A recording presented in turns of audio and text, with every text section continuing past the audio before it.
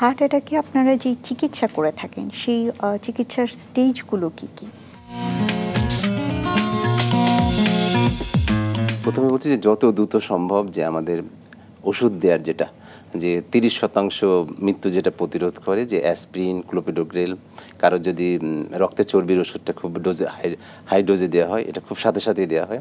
কারো যদি blood pressure খুব বেশি থাকে তখন সেটা কমানোর জন্য ওষুধ দেওয়া হয়। কারো ব্লাড প্রেশার একদম কমে যেতে পারে, নাও পাওয়া যেতে পারে, তখন সেটা বাড়ানোর জন্য করতে হয়।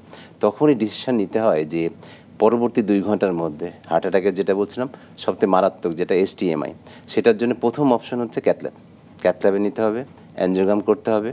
যদি ব্লক থাকে, শতভাগ ব্লকই থাকে সাধারণত, সেই ব্লকের চিকিৎসা হচ্ছে যে এই রক্তনালীটা খুলে দেওয়া।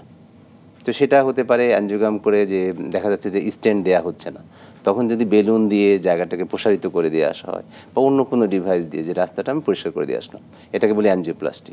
কিন্তু যদি দেখা যায় যে না এটা আবার সংকুচিত হয়ে যাবে, তখন ওখানে মেটাল দেওয়া হয়, যেটা স্টেন্ট বা আমরা বাংলাদেশে সবাই রিং বলে পরিচিত। তো এই রিং দেওয়া হয়, এটাকে বলা হচ্ছে যে অ্যানজিওপ্লাস্টি উইথ স্টেন্টিং। তো এখন হচ্ছে যে 2 ঘন্টার মধ্যে যদি না করা সম্ভব হয়, তাহলে বলছিলাম যে 10 মিনিটের মধ্যেই তার রক্ত তরল করার যে ইঞ্জেকশনটা স্টেপ্টোকাইনেস বা ফিব্রিন স্পেসিফিক টেনিকটেপ্লেজ দেওয়া হয়, দিয়ে দেখা হয় 60 মিনিট পরে বা 90 মিনিট পরে তার কতটুকু সাকসেস হলো। সাকসেস হলে 2 থেকে 24 ঘন্টার মধ্যে আবার ক্যাথল্যাব। যদি সাকসেসফুল না হয়, রুগীর খুব বুক ব্যথা হচ্ছে, রুগীর শ্বাসকষ্ট হচ্ছে, রুগীর অনিয়মিত হৃদস্পন্দন হচ্ছে, রুগীর ব্লাড প্রেশার পাওয়া যাচ্ছে না, রুগীর যে ভিতরে পর্দা সেটা ছিঁড়ে যেতে পারে, তার প্যাপিলারি মাসেল ডিসফাংশন হতে পারে, খুব খারাপ অবস্থা, তখন আবার কিন্তু ক্যাথল্যাব। কাজেই হার্ট অ্যাটাকের সাথে ক্যাথল্যাব শব্দটা খুবই জড়িত, যে এটাই প্রথম অপশন। কিন্তু এই ক্ষেত্রে যদি কোনো কারণে সম্ভব না হয়, তখন কনজারভেটিভ ম্যানেজমেন্ট দেওয়া হয় এবং পরবর্তী ধাপে করা হয়। এটা হচ্ছে প্রথম গোল্ড স্ট্যান্ডার্ড, সারা বিশ্বে চলছে এবং বাংলাদেশের এখন অনেক হাসপাতালে হচ্ছে, ইভেন জেলা শহরেও কিন্তু ক্যাথল্যাব চলে গেছে। কাজে এই সুযোগটা নেওয়া উচিত। কিন্তু সবার আগে জানতে হবে যে আমার হার্ট অ্যাটাক হলে দ্রুত হাসপাতালে যেতে হবে, দ্রুত চিকিৎসা নিতে হবে এবং চিকিৎসার অপশনে ক্যাথল্যাব আছে। অনেক সময় আছে যে পরবর্তী ধাপে দেখা যাচ্ছে যে তার ব্লকের পরিমাণ এত বেশি যে অনেকগুলো ব্লক, ডায়াবেটিস আছে বা হার্টের পাম্প খুব কম, যেখানে স্টেন্টের খুব বেশি ভালো রেজাল্ট হবে না, তখন আমরা তাকে করোনারি আর্টারি বাইপাস গ্রাফট বলে থাকি। যে আমরা সার্জারিটা হয়তো নেগেটিভ অর্থে বলি, কিন্তু সার্জারিও কিন্তু কিছু কিছু ক্ষেত্রে গোল্ড স্ট্যান্ডার্ড, সেখানে করোনারি আর্টারি বাইপাস গ্রাফট বলি, যেটা আমরা CABG বলি, সেটা করতে হবে।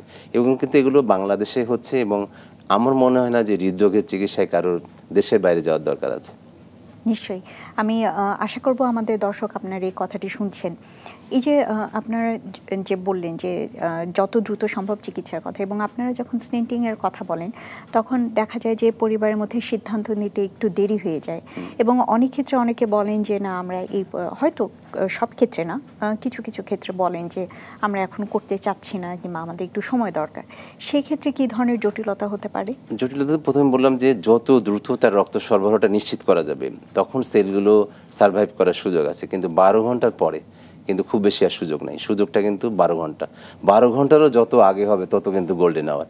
1 ঘন্টা, 2 ঘন্টা, 4 ঘন্টা, 6 ঘন্টা পর থেকে কিন্তু অনেক ড্যামেজ শুরু হয়ে যায়। কিন্তু 12 ঘন্টার পরে পার্মানেন্ট ড্যামেজ। 12 ঘন্টার পরে কখন করা হয়? যখন তার ওই জটিলতাগুলো বললাম, ব্যথা কমছে না, শ্বাসকষ্ট হচ্ছে, তার ব্লাড প্রেশার খুঁজে পাওয়া যাচ্ছে না, ঠিক তখন একটা জটিলতার অবস্থার মধ্যে। কিন্তু কখনোই ওই রকম ফলাফল আর হবে না। কাজে সবাইকে এই অপশনটা জানতে হবে। নিশ্চয়ই। আমাদের হাতে বেশি সময় নেই। আমাদের দর্শকের উদ্দেশ্যে যদি আপনার কোনো পরামর্শ থাকে তাহলে প্লিজ দেওয়ার জন্য অনুরোধ করছি। দর্শকদের জন্য বলতে চাই যে হৃদরোগ হচ্ছে বিশ্বের 1 নম্বর ঘাতক ব্যাধি। যে এটা প্রতিরোধ করতে হবে আপনাকে। কিভাবে করবেন? যে আপনার খারাপ অভ্যাসগুলো বাদ দিয়ে দেন, ধূমপান, মদ্যপান বাদ দিয়ে দেন। আপনার যে অন্য যে অসুখগুলো আছে, যেমন ডায়াবেটিস, উচ্চ রক্তচাপ, তারপর রক্তের চর্বি, এগুলো নিয়ন্ত্রণে রাখার চেষ্টা করুন। আপনার শরীরের অতিরিক্ত ওজন কমানোর চেষ্টা করুন। আপনি প্রতিদিন 30 মিনিট করে হাঁটার চেষ্টা করেন।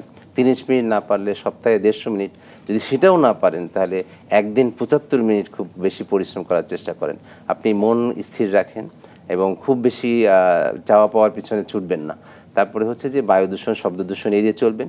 এবার খাদ্যাভ্যাসের মধ্যে হচ্ছে যে আপনি অতিরিক্ত লবণের খাবার বাদ দিবেন, অতিরিক্ত লবণ, অতিরিক্ত তেলের খাবার, অতিরিক্ত চর্বি জাতীয় খাবার, fast food, junk food, bakery food, এই যে কোমল পানীয়র নামে শুধু কিন্তু ক্যালোরি খাচ্ছেন, এগুলো বাদ দিতে হবে।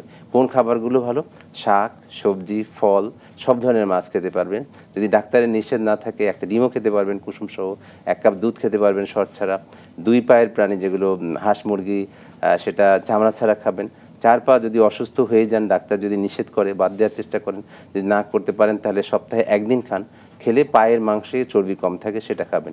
সর্বোপরি যে আপনি হৃদরোগ সম্পর্কে জানবেন, আপনার পরিবারে যদি কারোর থাকে এবং আপনার যে জটিলতাগুলো বললাম আপনি এগুলো থেকে সাবধানে থাকবেন। যখনই আপনার বুকের মাঝে কোনো উপসর্গ হবে বা বুকেই হবে, তখনই আপনি এটাকে গ্যাস্ট্রিক বা অন্য কিছু না ভেবে দ্রুত চিকিৎসকের কাছে যাবেন।